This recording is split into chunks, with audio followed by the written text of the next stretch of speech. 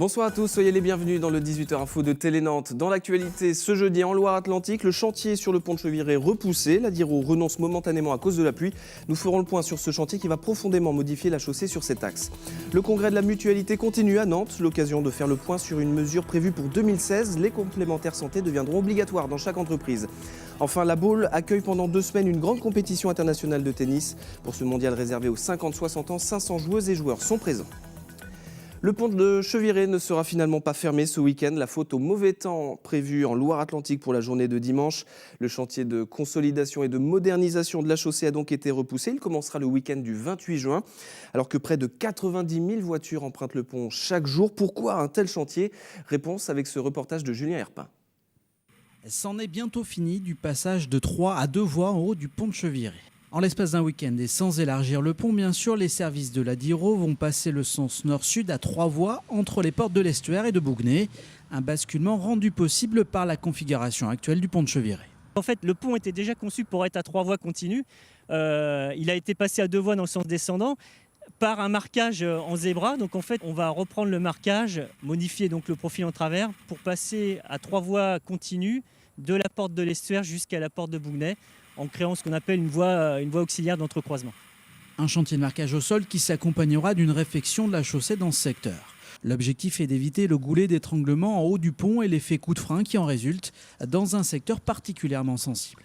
Ça génère des ralentissements et ces ralentissements génèrent aussi des ralentissements sur le périph' ouest jusqu'à la porte d'Armor en fait. Donc c'est pour ça que le fait de passer à 3 voies continues, ça devrait améliorer la fluidité sur le périphérique ouest. Combiné à la mise en place en avril dernier de feux sur les bretelles d'accès en amont du pont, le dispositif devrait fluidifier la circulation dans ce secteur. Le prochain chantier d'envergure aura lieu du 6 juillet au 21 août. 6 semaines de fermeture par tronçon du périphérique est extérieur entre la porte de la Beaujoire et celle de Sainte-Luce, notamment pour une réfection de la chaussée. Au final, 2 gros chantiers qui devraient permettre de mieux circuler sur le périphérique nantais à partir de la rentrée de septembre. Le congrès de la mutualité, c'est en ce moment à Nantes et ce jeudi, il accueillait la ministre de la Santé, Marisol Touraine, qui a été interpellée par les manifestants de la clinique Jules Verne devant le parc des Expos. Ils protestent contre le plan d'économie qui sera appliqué dans leur établissement. Ils manifesteront également demain à l'occasion de la venue de François Hollande à Nantes. Le congrès de la mutualité durera donc jusqu'à samedi. L'occasion d'aborder le sujet des complémentaires santé bientôt obligatoires dans les entreprises. La mesure sera appliquée le 1er janvier 2016. Les précisions avec Éric Egon. Dans 6 mois, la complémentaire santé deviendra obligatoire à tous les salariés. Financée au minimum à hauteur de 50% par l'employeur, cette réforme est un véritable bouleversement dans le secteur des mutuelles. Ce qui va changer, c'est une gestion d'individus qui va se restreindre au profit d'une gestion d'entreprise qui va passer beaucoup plus par des formats dématérialisés. Et ça modifie les métiers à l'intérieur de la mutuelle. En général, c'est plus compliqué de gérer des entreprises. Donc les mutuelles vont avoir des investissements à faire, des efforts à faire. Et les assurances collectives sont en général des assurances pour lesquelles, et notamment lorsqu'il y a des appels d'offres, les tarifs sont très tendus. La capacité de dégager des marges dans les mutuelles va se restreindre. Dans beaucoup de grandes entreprises, la complémentaire est déjà prise en compte par l'employeur. Pour les PME-PMI, le niveau de couverture sera sans doute moins important, voire au minimum légal, ce qui obligera le salarié à prendre une surcomplémentaire à ses frais. À titre individuel, la complémentaire santé va donc être réservée aux étudiants, aux travailleurs non salariés et aux retraités. Cela crée quand même des décalages et cela crée des situations compliquées pour les retraités qui ont des revenus qui sont moindres, évidemment, compte tenu de leur situation, compte tenu de la rente et compte tenu du fait que les cotisations sont quasi multipliées par 3 puisqu'il n'y a plus de participation de l'employeur. On estime à plus de 4 millions le nombre de personnes passant d'une complémentaire santé individuelle à une complémentaire santé collective. Le 14 juin prochain sera la journée mondiale des donneurs de sang. Une grande mobilisation est donc lancée pour encourager les dons. À Nantes, 2 journées de collecte sont organisées cours Saint-André, aujourd'hui et demain, vendredi. Pour l'établissement français du sang, les besoins sont immenses et devraient augmenter encore dans les années à venir. Il faut donc convaincre les jeunes générations, notamment. Écoutez ces propos recueillis par Denis Vanier.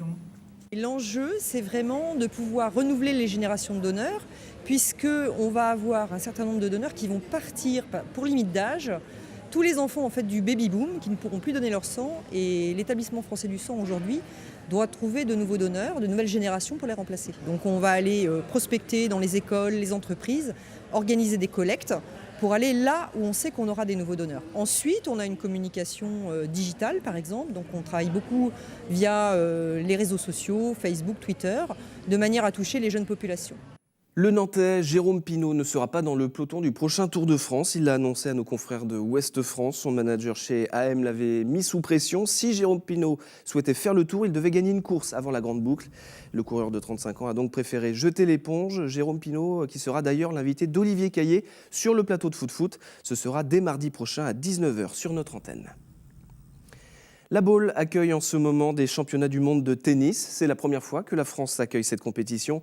Elle réunit des joueuses et des joueurs âgés de 50 à 64 ans. Ils sont 500 venus du monde entier pour fouler la terre battue bauloise. Le tournoi a commencé par les matchs en équipe et parmi les joueurs engagés, il y a bien sûr un régional de l'étape. Olivier Caillé l'a suivi pour ses débuts dans la compétition. Regardez.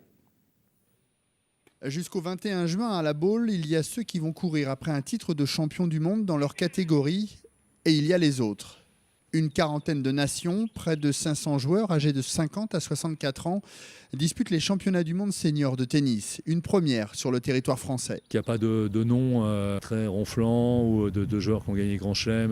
L'année dernière, il y a eu Michael Penforce qui a été champion du monde individuel et qui a fait champion du monde 50. Là, il y a 2 ou 3 joueurs qui ont été dans les 50 meilleurs garçons ou filles. Et il y a aussi un Nantais. Patrick Ernoux, sélectionné en équipe de France depuis 1 an et conseiller technique régional des Pays de la Loire. À 56 ans, il dispute ses 2e championnats du monde et découvre le très haut niveau. J'ai été un bon joueur de bon niveau régional, niveau national correct, mais j'ai jamais été un très très bon joueur, jamais fait de grand chelem, jamais de grands tournois. Donc pour moi, c'est une satisfaction. Je suis plutôt un attaquant monté volé, plutôt un joueur de dur, pas trop spécialiste de terre, mais j'aime bien jouer sur terre.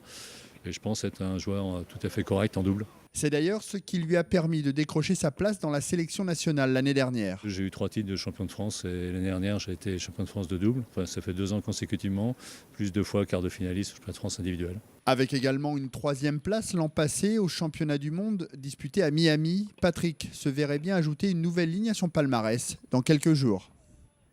À Rezé, la Maison Radieuse fête ses 60 ans cette année. 6 décennies qu'elle domine les cimes du Sud-Loire. 700 personnes vivent dans cet immeuble conçu par l'architecte Le Corbusier. Dans ses murs également, une école maternelle ou encore une bibliothèque. Et pour fêter cet anniversaire, 12 jours de festivités sont programmés du 17 au 28 juin.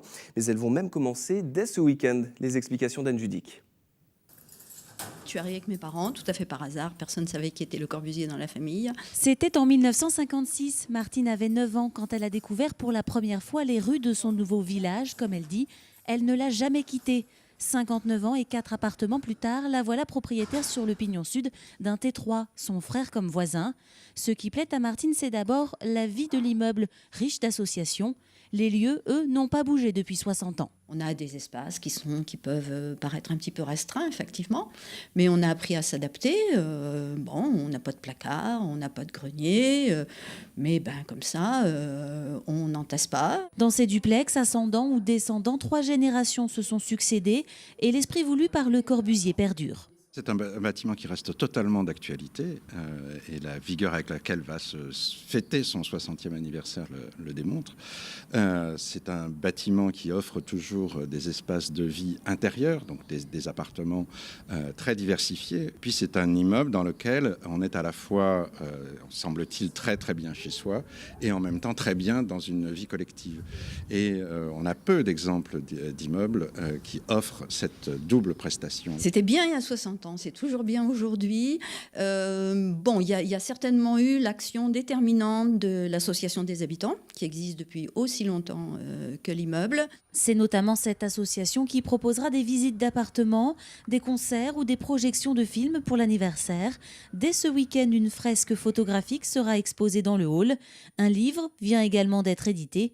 Tout le programme est disponible sur le site internet de la ville de Rezé.